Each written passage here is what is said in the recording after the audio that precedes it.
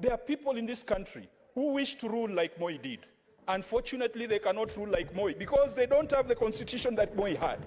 There are people who think that they can rule like Kibaki. Unfortunately, they do not have the intellectual infrastructure and capacity to rule the way Kibaki did. Madam Speaker, we shall be on the streets tomorrow in pursuit of our economic, political, and social rights that are in the Constitution. And Madam Speaker, those rights are not granted by the Constitution. They are not granted by the state. The state and the Constitution are mere custodians of those rights on behalf of the people of Kenya.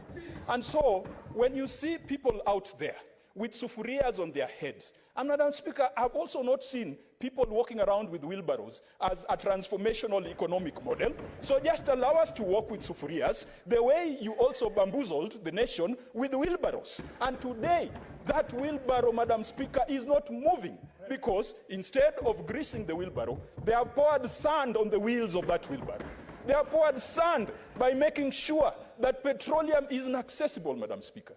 Just this week, a parent called me and told me that the school has imposed an additional 10,000 fee on all parents. Why? Because the cost of basic food and commodities has gone up, and school principals have to make sure that their children eat. I know the children that are sitting in the Speaker's gallery today, the parents and the teachers whose children are here in the Senate. Understand me when I say that even schools are unable to make ends meet. Madam Speaker, law and order is a responsibility of the police to maintain.